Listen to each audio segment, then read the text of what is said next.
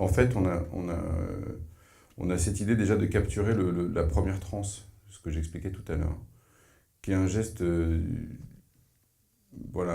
technique, mais qu'il faut apprendre. Parce qu'il faut que le geste qu'on fait pour capturer soit dans la musique. Donc c'est comme si on faisait une percussion, en fait, finalement. On l'entend pas, mais c'est vraiment...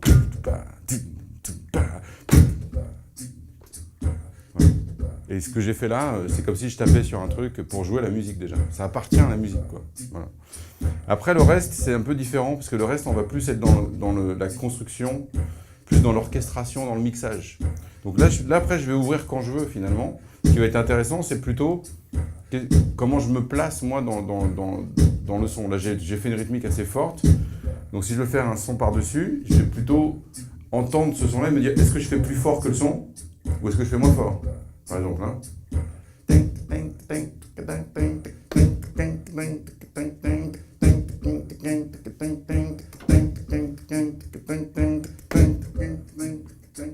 Voilà, donc là je l'ai mis à un certain niveau. Après je peux décider de le mettre moins fort, plus fort.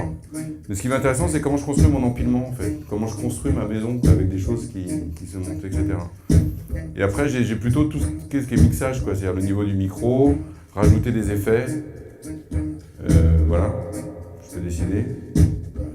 Donc tout ça, c'est vraiment la manipulation de son. Là, je vais texturer le son. Là, l'idée, c'est que je vais me mettre un peu comme un DJ à texturer le son.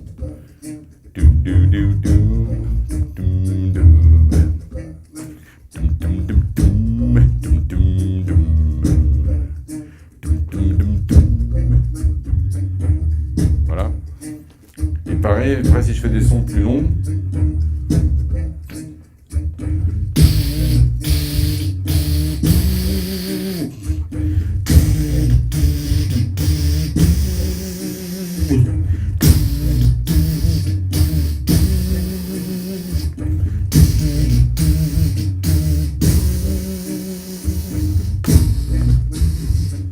et après, je peux vraiment faire comme un DJ.